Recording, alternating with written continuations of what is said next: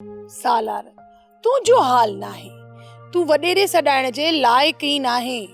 तो में वडेरन वारा गुर ही कानन के। छो कहिड़ी कमी आ मूं में? कहिड़ो ऐब ॾिठो अथई मूं में जो मां वडेरो सॾाइण जहिड़ो न आहियां? हिकड़ी कमजोर औरत तोखे हीणो करे छॾियो आ।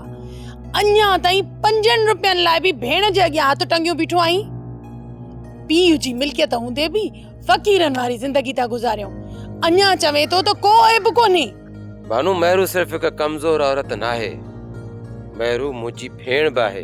जेका भेण भाउ खे गुलाम बणाए रखे, एड़ी भेण खां त खट खाली चङी आ। निभागी कंहिं चाह जी, न मुड़स जी थी न ई वरी ॿाहिरनि जी।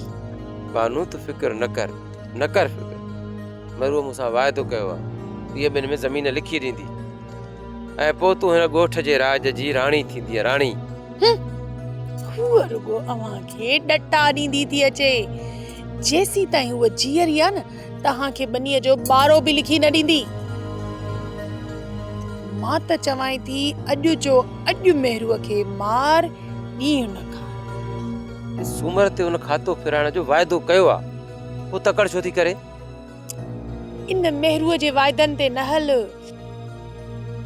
इन जो इलाज रुगो हिकड़ी गोली थई, हिकड़ी गोली। अरे तुझो दिमाग खराब थियो छा? हां, खून करण का मामूली ॻाल्हि आहे, माण्हू मारण का सवली ॻाल्हि आहे। जेल थाणा छा मुल्क में को कानून ही कोन्हे को? जेल थाणा रुगो असां जे लाइ आहिनि, मेहरूअ लाइ न आहिनि। सालन खां हूअ असां जो हक़ खायूं वेठी आ, उन लाइ को भी कानून कोन्हे। खून करण खां पोइ जेके मुसीबतूं ईंदियूं आहिनि, छा उन जो तोखे अंदाज़ो आहे? पुलिस, थाणा, जेल, कोर्टूं, वकील, तू छा थी समझी तो मुंहिंजी जान सवली छॾींदा? ये थाणा जेल गरीबन जे लाइ आहिनि, वडेरन खे कुछ भी कोन थींदो। तोखे फिलहाल ज़मीन मां हिकड़ो पत्थर भी कोन मिलंदो। ऐं हा, मां पंहिंजी सॼी जिंदगी मेहरूअ जी गुलामीअ में नथी गुज़ारे सघां। समझई? ड्राइवर खे चओ त मूंखे पंहिंजे माइटनि ॾे छॾे अचे।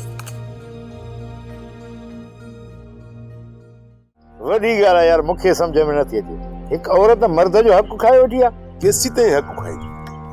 औरत ज़ात थी करे मर्द माण्हू सां माॾो थी अटकाए।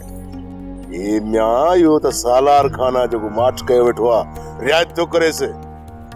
ॾिनईसि न लामारो सालार खान, इहा माई ॻोल्हे कोन लभंदी। हा यार, मेहरू खे खपे त हाणे हक़दारनि खे हक़ ॾिए। केसि ताईं ॿाहिरनि जो हक़ खाए वेठी हूंदी? यार वरी तूं बि ॻाल्हि सम्झी कोन थी। या माई खे आहे वॾेरप जो शौक़ु। सोप सीरियल सिंध जाई तमाम एपिसोड्स ॾिसो हाणे HD क्वालिटीअ में। विजिट करियो असांजो YouTube channel Sindh TV HD drama. Subscribe कयो असांजो official YouTube channel Sindh TV HD drama ऐं वधीक अपडेट लाइ बेल आइकन खे क्लिक करियो।